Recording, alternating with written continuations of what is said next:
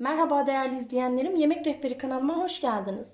Bugün sizlerle Gaziantep yöresine ait kebapların en güzeli olan patlıcan kebabı tarifini paylaşacağım.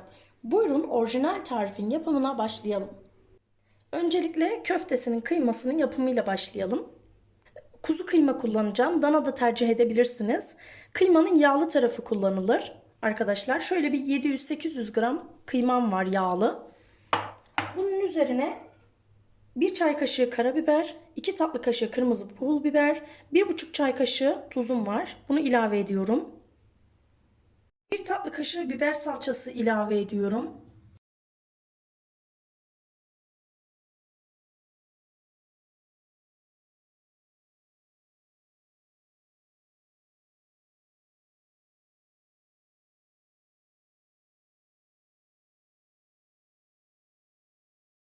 Kıymamız hazır. Şöyle köfte harcımızı hazırladık. Bir kenara alıyoruz patlıcan kebabının köftesine.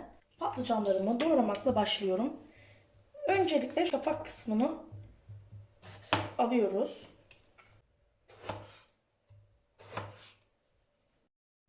Tepsime alıyorum patlıcanlarımı. Hepsini aynı şekilde yapacağım. Baş kısımlarını alıyorum, kapak kısımlarını. Hepsini dörde bölüyorum.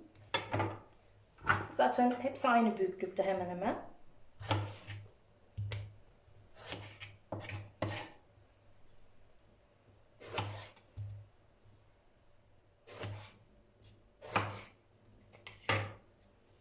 Patlıcanlarımızı doğradıktan sonra biberlerimi de şöyle ikiye bölüyorum.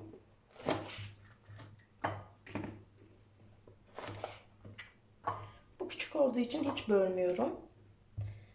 Odun ateşinde pişecekse hiç bölmenize gerek yok. Ben ev fırınında pişireceğim için ikiye böldüm. Şöyle dörde bölüyorum domatesimi de.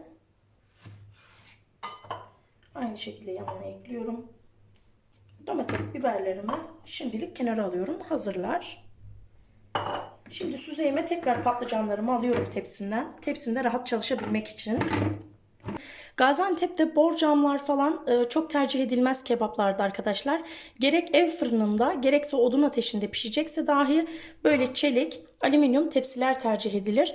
Lezzeti geçiren de bu tepsilerdir. Yağın özünü patlıcana güzel geçirir. Daha iyi lokum gibi pişmesini sağlar bu tepsiler.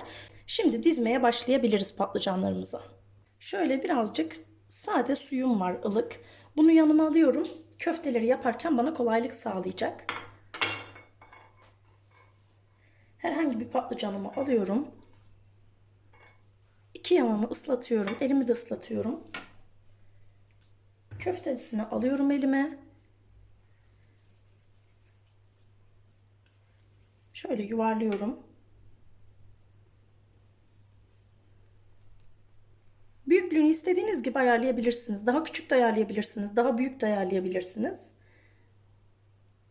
İki patlıcanın arasına koyuyorum. Bu şekilde diziyorum. Patlıcanlar kabuklu yapılır, Antep'te dizilir. Kesinlikle kabukları zebralı bir şekilde soyuyorlar bazı illerde. Bizim orijinal tarifimizde patlıcan tamamıyla kabuklu bırakılır. İz kabuğuna geçer pişince. O odun ateşinin, fırın ateşinin sıcaklığı. O da içini yakmaz. Lokum gibi yapar. O yüzden kabuklu bırakırız bizler.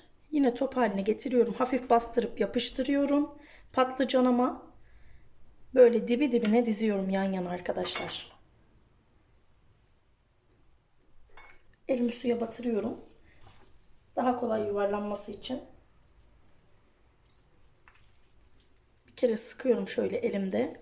Yuvarlıyorum.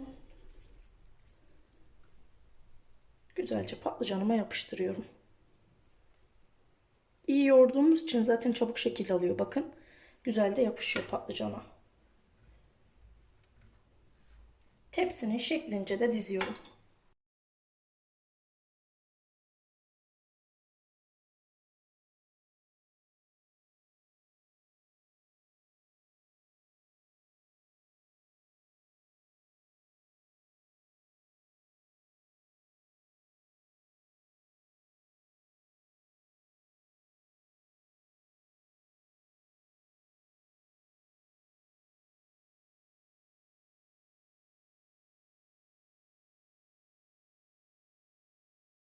Patlıcan kebabımı hazırlarken ben bu arada alt üst ısıda 200 derecede fırınımı açtım arkadaşlar.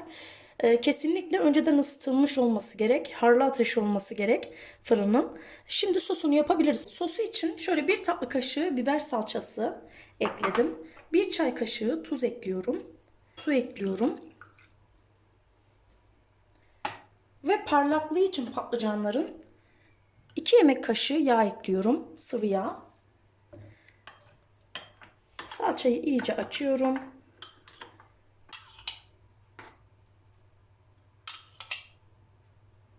Önemli bir püf noktası daha. Domates ve biberlerimizi üzeri için kesmiştik ya. Domates böyle sulu sulu pişsin. Daha geç pişer. Yanmaz. Bunu ekliyorum ama biberi eklemiyorum. Pişmeye yakın atacağım biberlerine. Yanmasın diye. Biber çok çabuk pişiyor biliyorsunuz. O yüzden ilk domatesini dizeriz bizler. Fırına gönderdiğimizde de Antep'te farklı bir küçük tepside yaparlar bunları üzerinden alıp. Biz böyle dizip göndeririz. Yanmasın diye. Onlar da domates ve biberi oldukça geç atarlar. Şimdi önceden ısıtılmış 200 derece fırında pişmeye hazır patlıcan kebabımız. Orijinal tariftir arkadaşlar. Fırına vermeye hazır. Yaklaşık bir yarım saat patlıcanlarımız, domateslerimiz gördüğünüz gibi pişti ama daha tam kıvamında değil. Tekrar fırına vereceğim. Şimdi demiştim ya domateslerimiz biraz pişince biberleri öyle dizeceğim. Biberler çok çabuk pişiyor, yanıyor diye. Şimdi biberlerimizi ekliyoruz. Tekrar fırına veriyoruz. Şimdi 15 dakika daha pişireceğim. Evet arkadaşlar, orijinal Antep usulü patlıcan kebabımız hazır. Gördüğünüz gibi biberlerimizde hiç yanma yok. Domateslerimizde, patlıcanlarımızda ve köftelerimizde aynı keza lokum gibi pişti. Gördüğünüz gibi şöyle bakalım. Köftesinde hiçbir dağılma yok. Bakın görüyorsunuz. Domatesinde, biberin pişimini görüyorsunuz zaten. O kadar lezzetli ki bakın patlıcan içine giriyor. O kadar güzel pişmiş ki. Bakın görüyorsunuz. Lokum gibi lokum. Bakın etleri görüyorsunuz. Hiçbir şekilde dağılma yok. Size şöyle göstereyim. Dilimleyip. Dumanı üzerinde. Lokum gibi adeta. Hiç dağılma yok etlerde de. Patlıcanımızda da. Şöyle size göstermek istiyorum pişimini. Bakın görüyor musunuz arkadaşlar? Lokum gibi.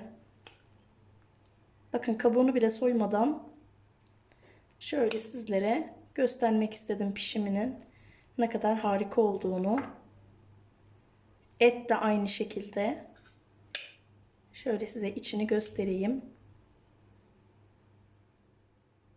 Harika. Eğer bu lezzeti benim tarifimle denerseniz, kanalıma hala abone değilseniz abone olmayı, yorumlarda bana muhakkak bildirmeyi unutmazsanız çok sevinirim arkadaşlar. Bu lezzetli tarifi misafirlerinize de yapabilirsiniz. Ana yemeği olarak akşam yemeğine de yapabilirsiniz. Şimdiden deneyenlere afiyet olsun. Bir sonraki lezzetli tarifimizde görüşmek üzere. Takip etmeyi unutmayın sevgili izleyicilerim.